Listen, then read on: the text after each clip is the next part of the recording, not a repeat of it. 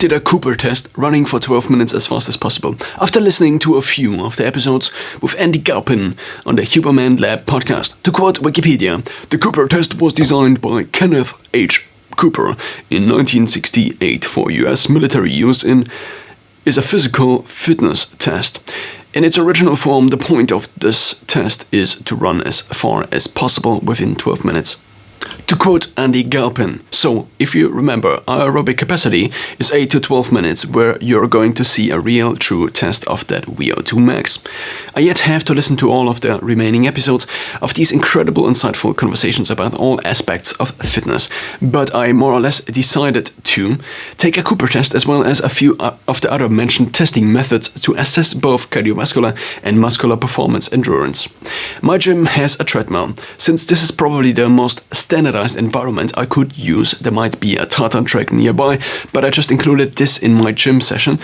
With seasons light and weather outside otherwise changing over the year, it was clear for weeks I would have to do one. I tried a few weeks ago and accidentally hit the stop button on the treadmill midway through. Didn't have time motivation to attempt another one. Also, since I was already about halfway through, the result would have been negatively influenced by the first attempt. I also had to figure out when to test. Should such tests be implemented into my fitness and health plan? At which frequency? What is the difference in my fitness plan between training and testing? A few months ago, I set Saturday at the gym as a day to improve on exercise form, do exercises otherwise not included in my 3 times per week strength plan, learn new exercises, try new machines, do some calisthenics, HIIT or anesthetic holds workouts that would deviate in focus from my standard focus on developing strength with supersets during the week, Monday, Wednesday, Friday. Additionally, on Sunday, I have time for workouts maybe not purely focused on building endurance or strength, with fewer expectations on my workout intensity. I use my Sunday sport hours often for skating, bouldering, free running, or attempting to. Today was the day. Previously, I had done one testing routine on a Sunday, max hang on bar, max push-ups, pull-ups, squats. But in the long term, I think spending more than 4 times per week of my sport hours in the gym might decrease the likelihood of adherence for my standard workouts. Therefore, I probably should do these tests on Saturday, my 4th day in the gym.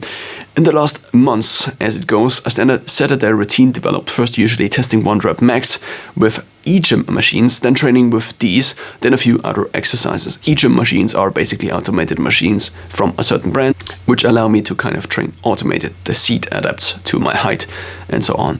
Did the same thing today, then set aside 15 minutes for the Cooper test. Problems: my Garmin watch, at least to my knowledge, does not sync data with the treadmill at the gym, which is made by Prevo or Precor.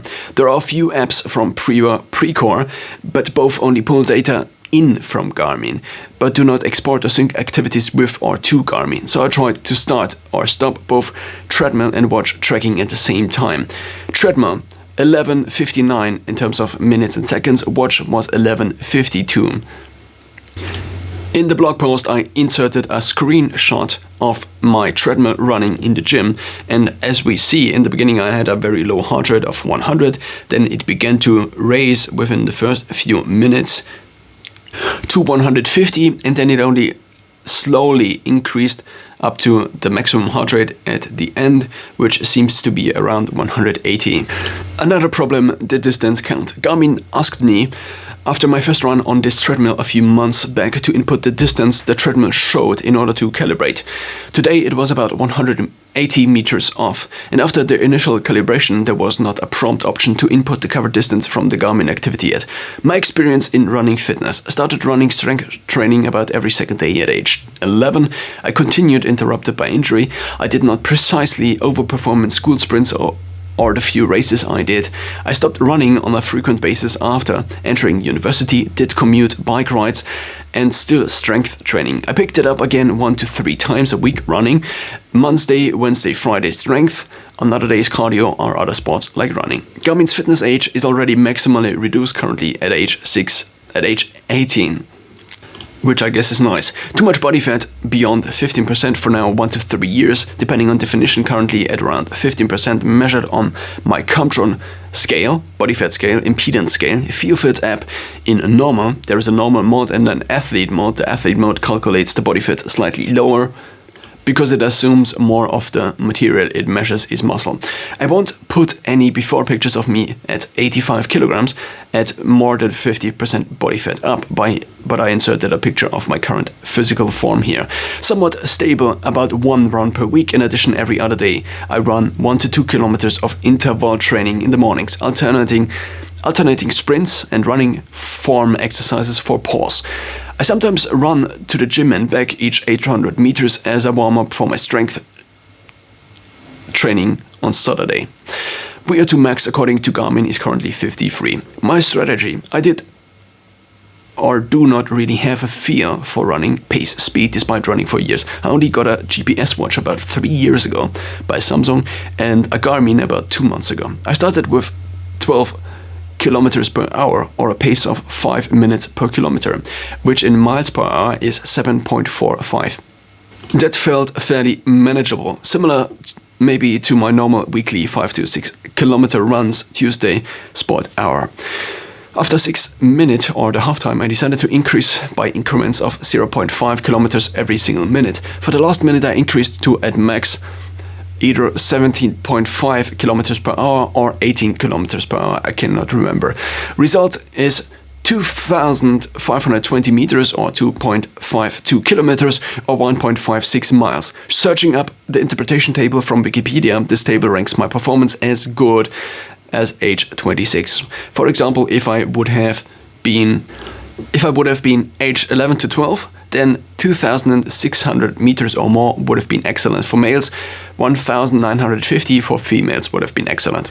Very bad for me would have been everything below 1,600 meter, and excellent would have been, again for my age bracket, 20 to 29, and also male, everything above 2,800 meters or 2,800 meters.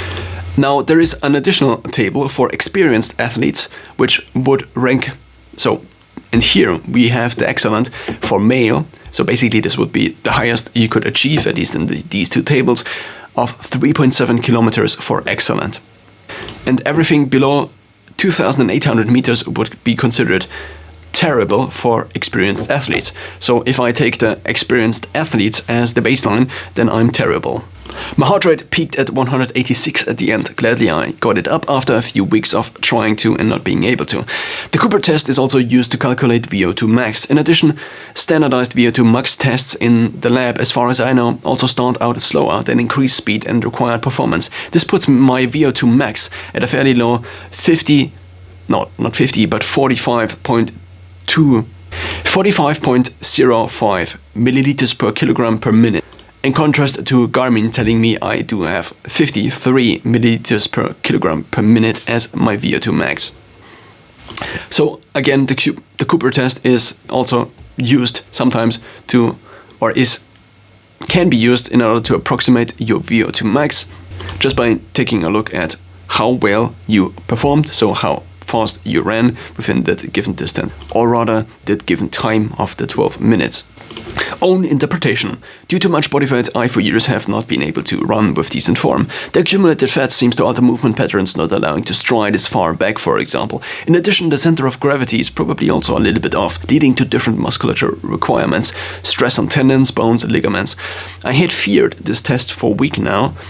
Feared in quotes, the fear of it resulting in confirming my suspicion knowledge about my lower than acceptable for me physical form, which if we take the experienced athletes, which I would somewhat consider myself since I began running at age 11 or 12, and I basically ran 3 times a week on average, I would say, for the last years, for a decade almost, for more than a decade, this puts me at into the terrible bracket. As I began to take longer strides with the higher paces at the end, I noticed just how inefficient my usual way significantly shorter running strides are.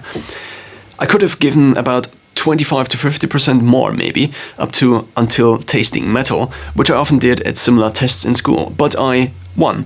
Needed to make sure I would somewhat want to do it again. 2. Therefore also leaving some room for improvement despite this screwing the test's accuracy. 3. Make sure I don't fall off the treadmill. Probably ran only 25 to 50 kilometers on a treadmill over lifetime until now. And also optimize mentally or my strategy, figuring out at which speed I could start, whether the increments would work, how exerted I would be at the end. Comments on the execution.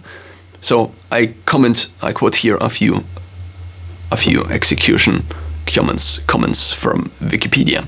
The athlete warms up for 10 minutes. I did run about 800 meters to the gym, then worked out legs and core, which might not have been the best idea to work out legs before, but well, it was my gym session. How to conduct the test, here taken from a website. The test requires the athlete to run as far as possible in 12 minutes. The athlete warms up for 10 minutes. The assistant gives the command go, starts the stopwatch, and the athlete commences the test. The assistant keeps the athlete informed of the remaining time at the end of each lap of 400 meters. The assistant blows the whistle when the 12 minutes have elapsed and records the distance the athlete covered to the nearest 10 meters. Track requirements. Tartan track or similar. Here the treadmill was probably good enough for the purpose of my evaluation. Temperature and humidity. Gyms are probably in between 18 to 21 degrees Celsius. Humidity unclear, yet probably also not a limiting factor. Again, quoting Wikipedia. Practical use. In here we have a standard test. As a standard test, this test should be performed only under standard conditions, between 50 and 75 degrees Fahrenheit, 10 to 25 degrees Celsius, with 75% maximum humidity, on a standard 400-meter tartan track or similar.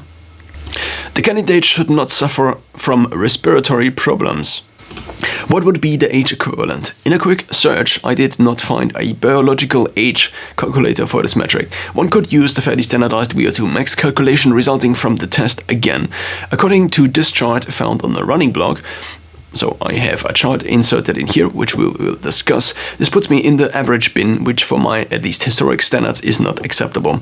So again, we take a look at the charts, we take a look at men's, and here, the best bracket of the youngest people from 20 to 24, and we also assume excellence, so there are a few different ratings, from very poor, poor, fair, average, good, very good, excellent. And the age brackets go in buckets of 4 years to age 65. Above age 65, VO2 max declines to 0. Probably not, but... So for excellent, you would have to have a VO2 max of bigger than 62 from 20 to 24, if I assume the best. Basically, if I assume that if I would still have the biological age of a 20 to 24-year-old, then I would have to have this VO2 max. That's basically the highest standard I can adhere to. Apart from the Cooper test interpretation table that I announced earlier, or stated earlier, or discussed earlier, in which I would be terrible ranked for experienced athletes. So if I assume excellent, then this puts me in the age bracket of 35 to 39-year-olds, basically 9 to 13 years above my chronological age. If I now set my given VO2 max into this table and then assume excellent.